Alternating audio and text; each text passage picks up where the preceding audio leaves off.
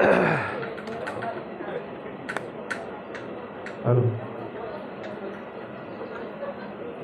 गोपाल कृष्ण महाराज की जय।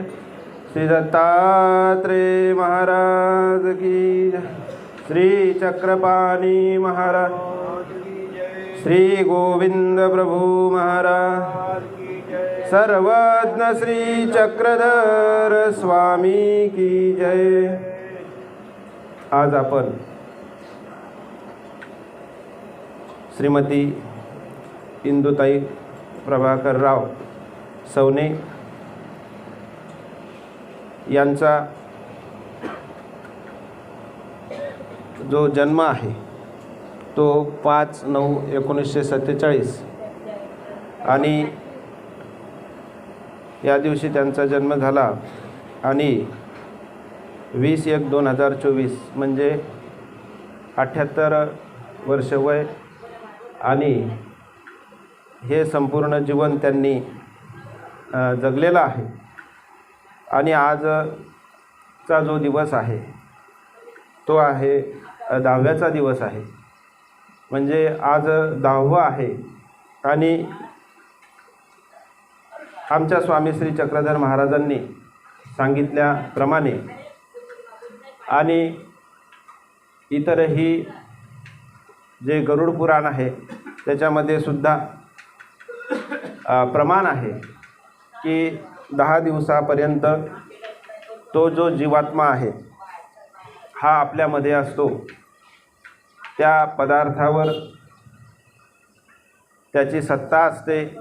त्यांनी हे जे काही विश्व निर्माण केलेलं असते याच्यामध्ये त्याचा जो सहभाग आहे तो असतो। आणि म्हणून आपल्या हे जे 84 लक्ष योनी हा जीव जो भोगत असतो, म्हणजे 83,99,999 त्याच्यामध्ये एक जो जन्म आहे हा मनुष्याचा जन्म आहे। म्हणजे पूर्ण जन्म फिरत असताना त्याच्यामध्ये जर खऱ्या अर्थाने कोणत्या जन्माला महत्त्व आहे तर ते मनुष्य योनीला महत्त्व आहे। आणि या जन्मामध्ये हा जो जीवात्मा आहे याने जे काही सत्कर्म केलेले असतात तर त्यानुसार त्याचे कर्माची जे निष्पत्ती आहे या कर्माच्या निष्पत्तीवर त्याचा जो अदृष्टपर प्रवास असतो, म्हणजे जन्माच्या नंतरचा जो प्रवास आहे हा अवलंबून असतो। आणि आपल्याला याचं जे मीटर आहे कर्माचं मीटर हे 8 वर्षानंतर विकल्प संचरे। 8 वर्षाच्या नंतर या विकल्पाचा संचार होतो आणि हा जो जीव जन्म म्हणजे मरेपर्यंत जीवन जगत असताना अनेक याच्या ज्या गोष्टी आहेत पुढच्या ज्या आपल्याला न दिसणाऱ्या आहेत, अनेक नरकयातना या जीवाला भोगाव्या लागत असतात। परमेश्वर महादाईसा ज्यावेळेला डोमेग्रामला स्वामी श्री चक्रधर महाराजांना विचारते, जे या पुराणामध्ये 84 लक्ष योनी आणि अनेकही नरक सांगितलेले आहेत तर हे खरे आहेत का? आणि स्वामी श्री चक्रधर महाराज म्हणतात हो हे खरे आहेत। आणि मग ह्या जसं तैल्य म्हणजे कुंभीपाक आहे त्या तेलामध्ये टाकतात, त्याच्यामध्ये त्या जीवात्म्याला टाकतात। लोहाची पुतळी आहे त्याला अनेक प्रकार 12-12 वर्षाचे नरक हा जीव भोगतो। तर स्वामी म्हणतात हे नरक जर मी तुम्हाला सांगितले तर तुम्हाला ते ऐकल्या जाऊ शकणार नाही, अशा पद्धतीचे नरक आहे। जर हे नरक आपल्याला ऐकायला जर एवढे दुःखदायक आहेत तर मग हा जीव भोगतो कसं काय? भोगणं याला किती कठीण आहे। पण मग स्वामी श्री चक्रधर महाराज तिथे म्हणतात की ते यातना देह, ते देह जे आहे ते देवताच त्या पद्धतीनं त्या जीवाला देत असते। पुन्हा पुन्हा हा खैरा इंगळावर चालतो, तो पुन्हा भासतो, पुन्हा त्याला ते देह दिल्या जाते, पुन्हा त्याला चालायला लावतात पुन्हा त्याला देह दिल्या जात असते. असं प्रत्येक नरक या जीवाला त्या यातना देहाच्या द्वारे भोगवल्या जात असते. मग आपण जीवन जगत असताना आपण म्हणतो आपले आई आजारी पडले, आपले वडील आजारी पडले, तर आपण म्हणत असतो की कदाचित माझ्या आईचं जर दुःख मला घेता आलं असतं तर मी निश्चित घेतलं असतं किंवा ते कमी केलं असतं. आपण अनेक डॉक्टरांना तो उपाय करण्याचा प्रयत्न करत असतो.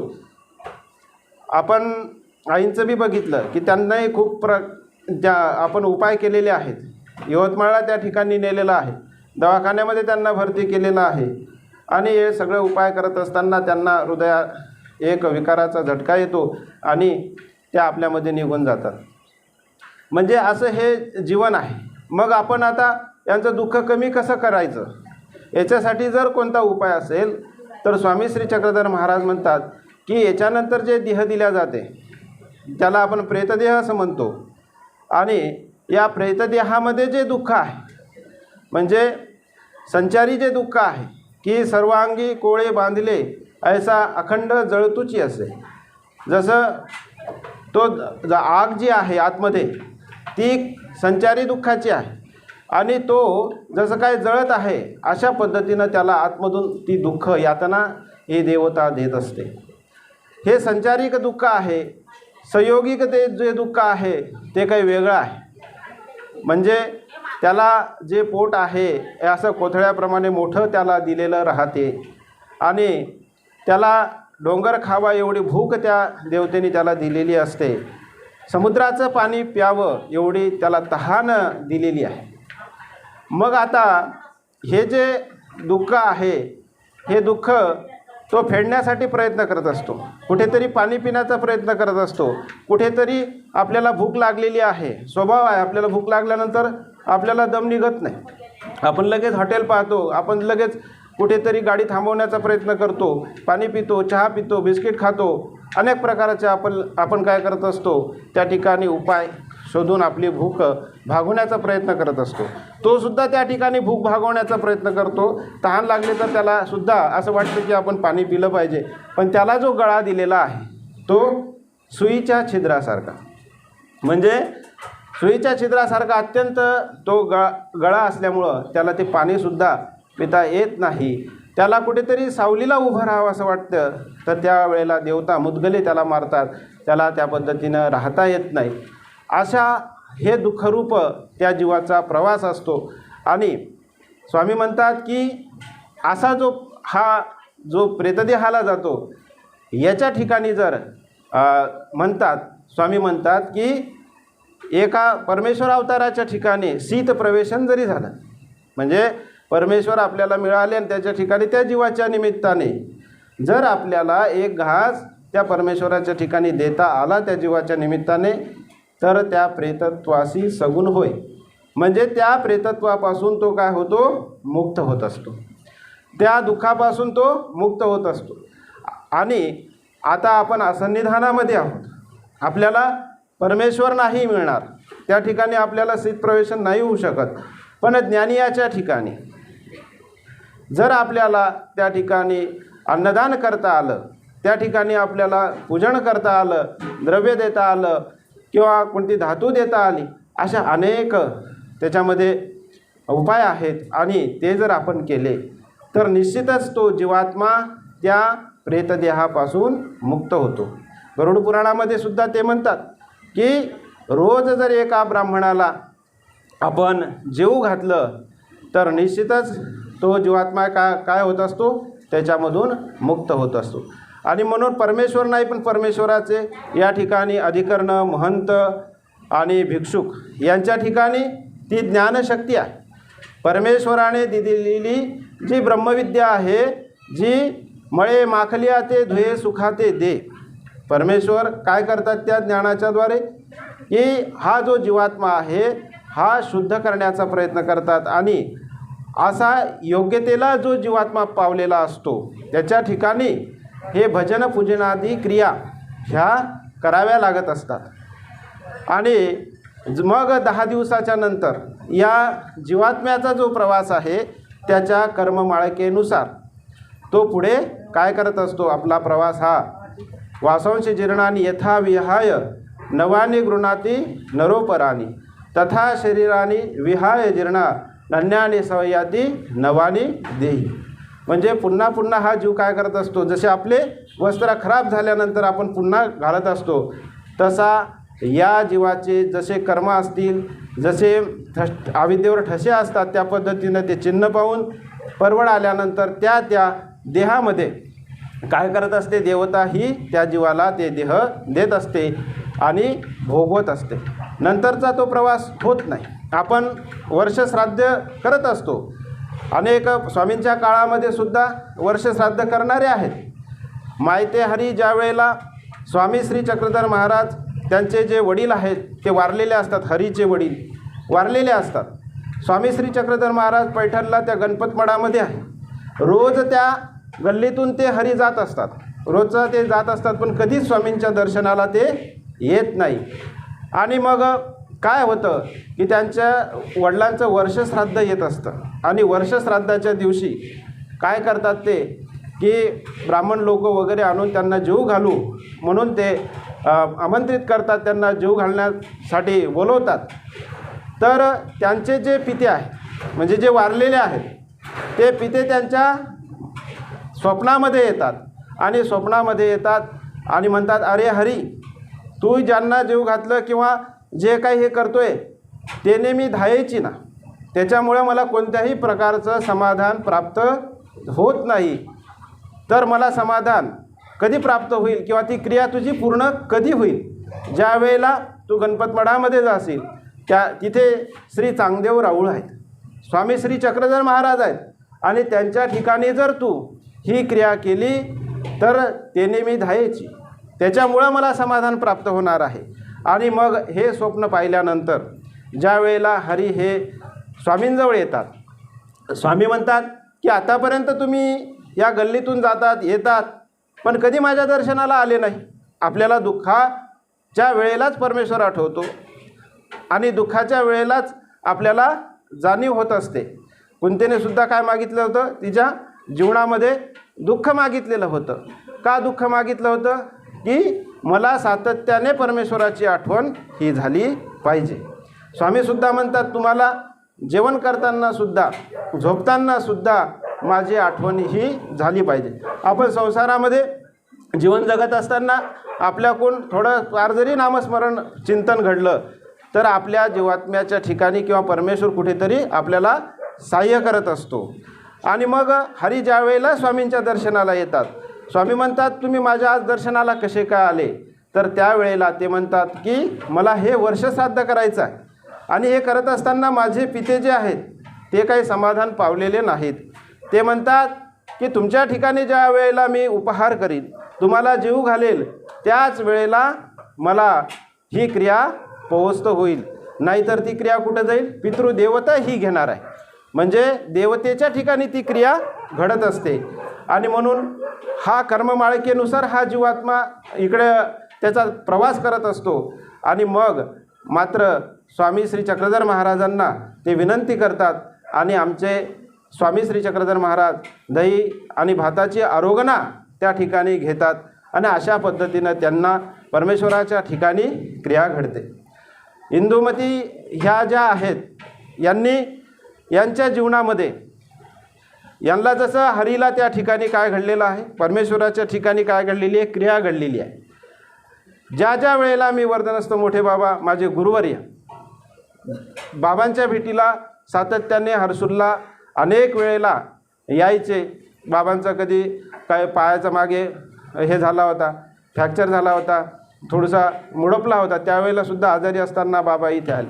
बाबांचा आणि बाबांचं प्रेम अतिशय असल्यामुळे या ठिकाणी ज्या ज्या वेळेला आले त्यावेळेला बाबांची गाडी इथून गेल्यानंतर बाबांनी म्हणावं, इंदुमतीबाई कशा आहे, तब्येत कशी आहे, हे विचारपूस त्यांनी केलेली आहे. विचारपूस म्हणजे एक महाराष्ट्र अधिकरण, ज्याला आपण म्हणतो ईश्वरासमान, त्या अधिकरणाची नजर या परिवारावर आणि बाबांची नजरसुद्धा या परिवारावर सातत्याने कायमस्वरूपी होती. आम्हाला गाडीत बसल्यानंतर कधी पण इंदुमतीबाईंचं विचारत होते आणि आश्रमात गेल्यानंतर आईसुद्धा ह्या बाबांजवळ यायच्या आणि म्हणायचे तुम्ही आता किती दिवस आहे आणि मला तुम्ही भोजनासाठी माझ्या घरी या, जेवण करण्यासाठी माझ्या घरी या. आणि त्या वेळेला बाबा इथे जेवण करायला यायचे. घाई जरी असली तरीसुद्धा बाबा या ठिकाणी नाश्ता किंवा काही ना काहीतरी घेतल्याशिवाय बाबा कधी या हर्सूलमधून गेलेले नाहीत. कारण याच्या मागे बाबांचं येण्यामागे जो उद्देश आहे हा इंदुमती ताईंचा आहे. बाबांनी हसत हसत म्हणजे बाबांना घाई होती आणि बाबा म्हणतात, इंदुमतीबाई त्या दिवशीच बाबा इथे विषय झाला की म्हणे काय करशील, मला तर सकाळी लवकर जायचं आहे. मग कर म्हणे, मग म्हणजे मजाकमध्येच म्हटलं की कर म्हणे मग पुरणपोळी. आणि इंदुमतीबाईला खरंच वाटलं आणि तिने सकाळी 6 वाजता बाबांसाठी पुरणपोळ्या ह्या केल्या. अहो आपल्याला जर एखादा कोणी येत असेल आणि आपल्याला सकाळी 6 वाजता जर आपल्याला नुसता नाश्ता करायला लावला, पोहे जरी करायला लावले, तर आपल्याला आतमध्ये आळस निर्माण होतो, आपण ते करत नाही. पण तिने अधिकरणाच्या ठिकाणी तिला माहिती होतं हे अधिकरण हे सर्वसामान्य नाही. हा साधू संत इथे येणारा घासकुटका खाणारा हा सर्वसामान्य नाही, हा परमेश्वराच्या प्राप्तीपर्यंत जाणारा जीवात्मा आहे. आणि तो अधिकार तिला जाणीव त्याच्या गोष्टीची असल्यामुळे ती रात्र त्या ठिकाणी जागून त्या ठिकाणी पचन करून बाबांना सकाळी ज्या वेळेला पोळी आणून दिली त्यावेळेला बाबांना आश्चर्य वाटलं. अगं बाई म्हणे, मी मग सहज मजाक केली आणि तू मला पोळी आणून दिली. आणि अशा ह्या क्रिया आपण काय करणार आहे, हा जो जीवात्मा आहे हा काय पुण्य आत्मा आहे. आपण आपल्या जीवनामध्ये हे आपलं जे मीटर आहे हे चालूच राहणार आहे. आणि या मीटरमध्ये हे जे मीटर आहे सत्कर्माचं हेच आपल्याला अदृष्टपर प्रवास किंवा आपलं दुःख नसण्याला कारणीभूत ठरत असते.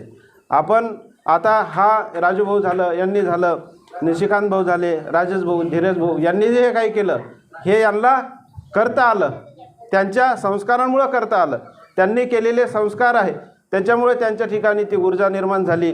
एवढा या ठिकाणी अन्नदान करण्याचा किंवा खर्च करण्याचा त्यांच्या ठिकाणी एक तो उत्साह निर्माण झालेला आहे. आणि म्हणून ह्या पुढचा जो काही समजून घ्या जे नरक जे असतील किंवा दुःख जे असतील या त्यांच्याच क्रियेने म्हणजे त्यांनी त्या ज्या अन्नदान केलेलं आहे त्यांच्या क्रियेने आणि आज केलेली ही अन्नदानाची किंवा 10 दिवसापासून केलेली ही जी क्रिया आहे या क्रियेने त्यांचं निश्चितच या दुःखातून मी म्हणतो की 100% त्यांच्या दुःखाची निवृत्ती ही झालेली आहे.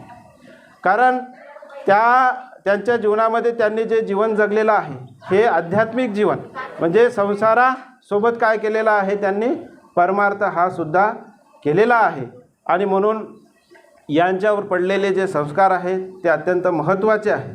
आणि मी सर्व विडकर परिवार आणि वाशिम जिल्ह्यातील सर्व साधू मंडळी आणि सर्वांच्या वतीने माझ्या मंदिराच्या वतीने या परिवाराला या दुःखातून स्वामी श्री चक्रधर महाराज सावरण्याचा निश्चित परमेश्वर त्यांना सहाय्य करतील. आणि पुढील जीवनामध्ये जसा इंदुताईकडून या ठिकाणी क्रिया घडलेल्या आहेत तशा क्रिया यांनासुद्धा स्वामी श्री चक्रधर महाराज त्यांच्या हातातून घडून घेतील हीच या ठिकाणी या श्रद्धांजलीच्या निमित्ताने मी श्रद्धांजली अर्पण करतो आणि या ठिकाणी थांबतो.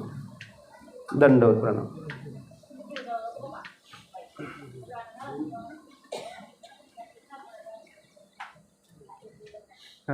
जास्त वेळ घेत म्हटलं नको आहे का मूर्ती टीका करून होती आता 5-5 मिनिटात. बरं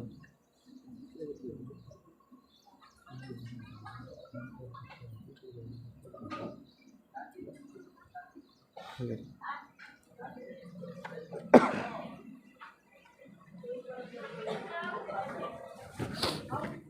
अरे